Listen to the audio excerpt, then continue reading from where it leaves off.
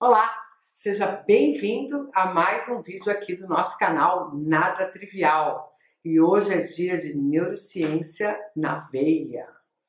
Aqui nesse quadro, Neurociência na Veia, que é um oferecimento do Instituto Conectomos, o melhor lugar para você aprender neurociência no Brasil, que está no mundo, você recebe conteúdos explicando aquele elemento sobre o funcionamento cerebral que é um pouco mais difícil de ser compreendido, mas que a gente traduz aqui de forma a ficar acessível.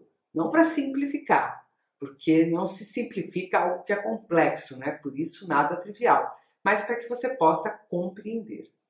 E eu escolhi para falar hoje sobre um tema que é bem interessante porque fala sobre as diferentes estruturas do córtex cerebral, que é uma das áreas mais nobres do cérebro e que todo mundo conhece assim, de forma mais íntima como massa cinzenta, substância cinzenta, né? Famoso.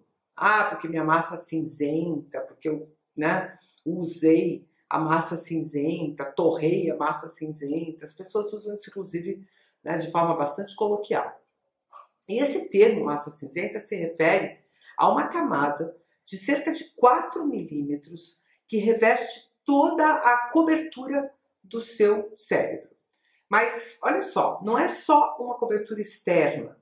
Por quê? Como o cérebro apresenta várias circunvoluções, no mesmo jeito que existe córtex na parte mais superior, né, na parte que está mais perto do osso, também nesses vales, vamos dizer assim, né? Também nesses vales, vamos dizer assim, você também encontra córtex. Córtex é o nome genérico para casca, né? Então a casca do cérebro em todas as suas dimensões. Então, se você pensar numa cadeia de montanhas, por exemplo, a mesma terra que recobre o pico recobre o vale, né? Então seria a mesma coisa. O córtex ele está tanto no vale quanto no pico. E no caso do cérebro, essas coisas ganham o nome de sulco, o vale, né? E giro, o pico. Muito bem. Bom, por que o córtex é tão conhecido e tão importante? Primeira coisa, porque ele está na superfície, ele foi mais facilmente investigado, né? Os primeiros indícios de que o osso craniano havia sido aberto para que o tecido cerebral fosse manipulado, na primeira trepanação, que é o nome que a gente dá para esse procedimento, a abertura da calota craniana, datam de 2000 anos antes de Cristo. Né? Então, não é recente que a gente consegue explorar essa parte mais superficial do cérebro. Mas demorou muito, muito tempo, na verdade só no século passado, que a gente começou a ter uma percepção adequada sobre quais eram os papéis do córtex cerebral.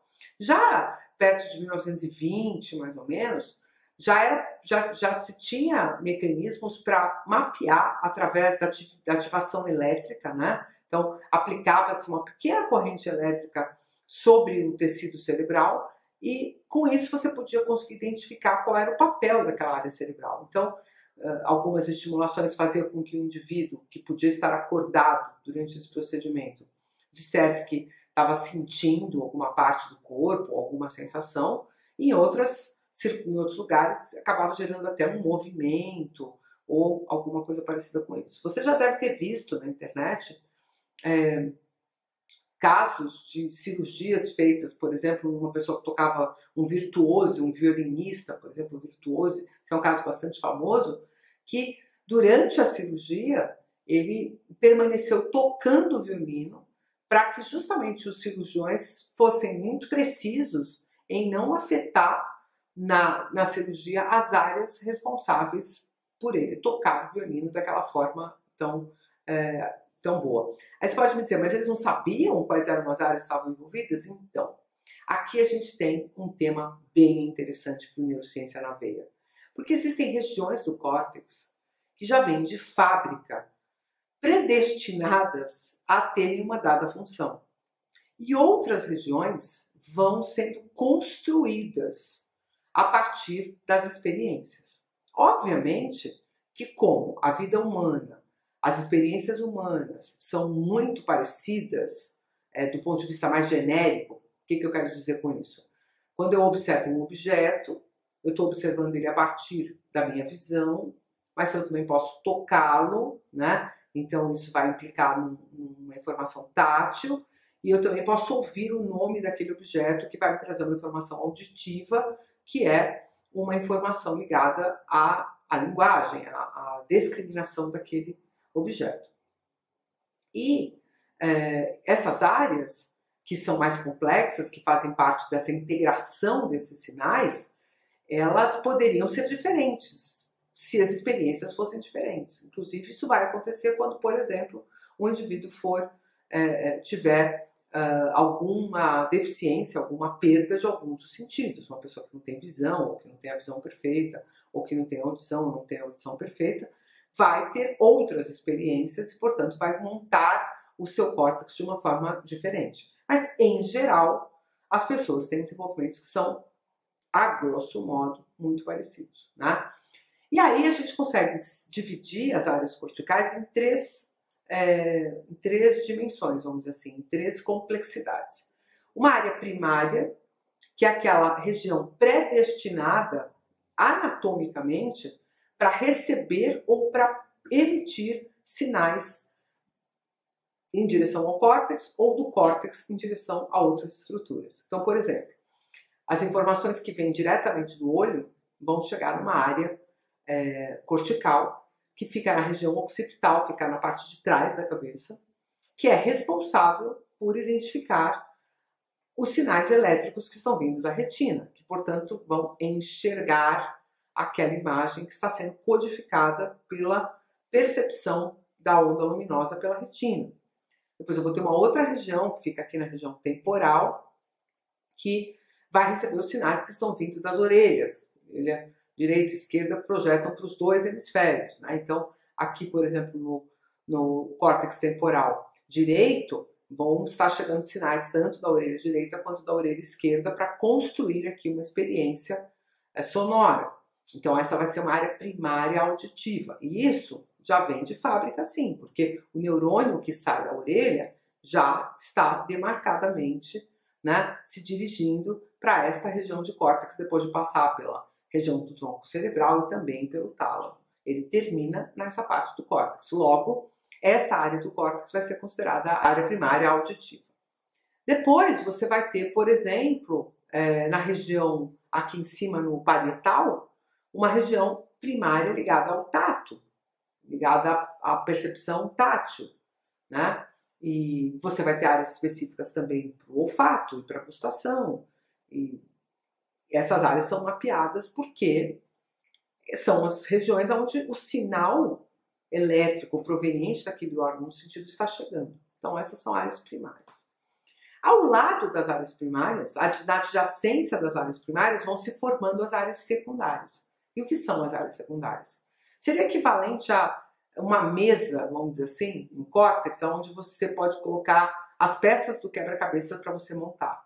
Então, chegou um monte de sinal no córtex primário, que por exemplo, no caso da visão, está delimitando o contorno, está delimitando a cor, está delimitando a textura, mas ainda não juntou essas informações num conjunto de percepções que acaba levando à identificação, por exemplo, de um objeto, né? Para vocês terem uma ideia de qual é o papel dessa área, uma pessoa que eu tive a oportunidade de acompanhar o atendimento, né?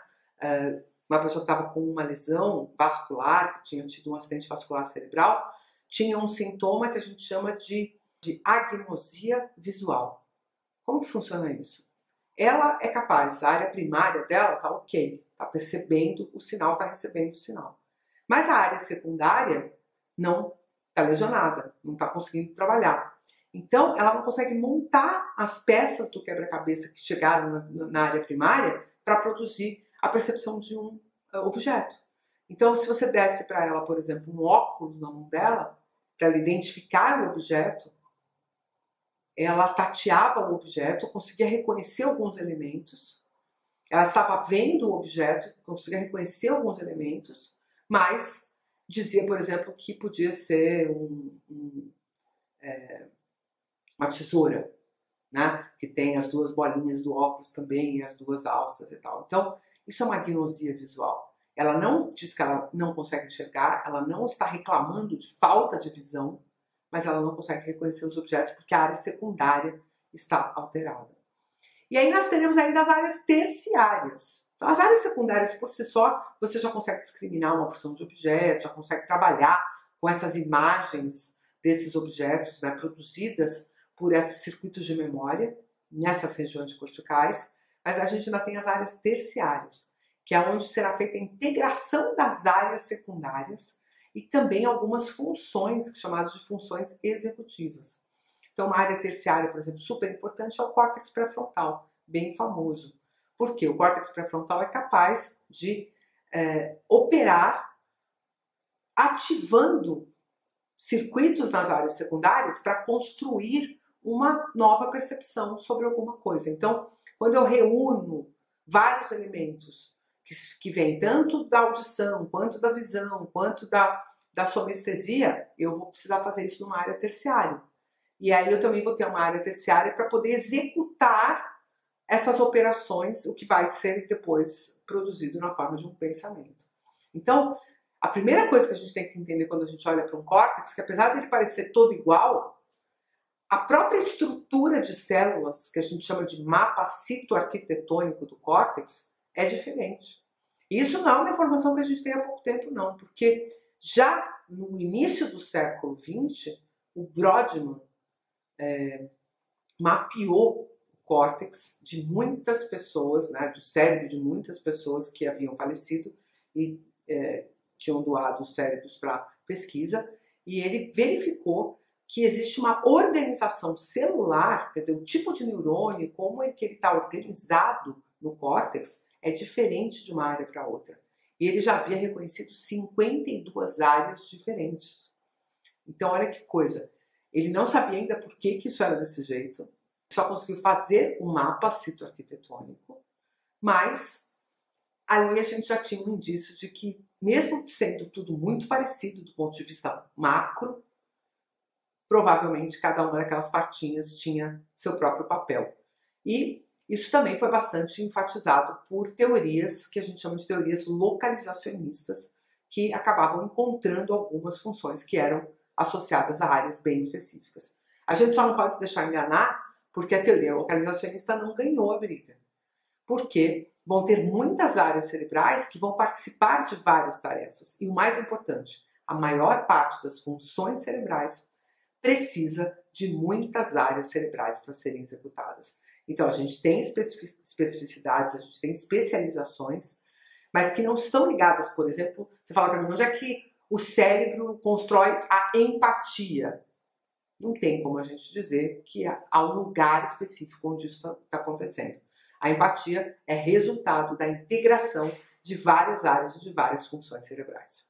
Então, se você gosta de neurociência, gosta desse tipo de conteúdo, curte aqui, compartilha, porque tem muita gente que não tem a menor ideia de como é que essa história, essa estrutura cortical se organiza. E também se inscreve no canal se você ainda não fez isso. Visita lá o site do Instituto Conectomos, www.institutoconectomos.com.br, para você saber quem é que está patrocinando este conteúdo aqui no Nada Trivial, o quadro Neurociência na Veia. E eu te espero todos os dias por aqui, ou se você só quer aprender neurociência às terças-feiras no Neurociência na Veia. Um abraço e até o próximo.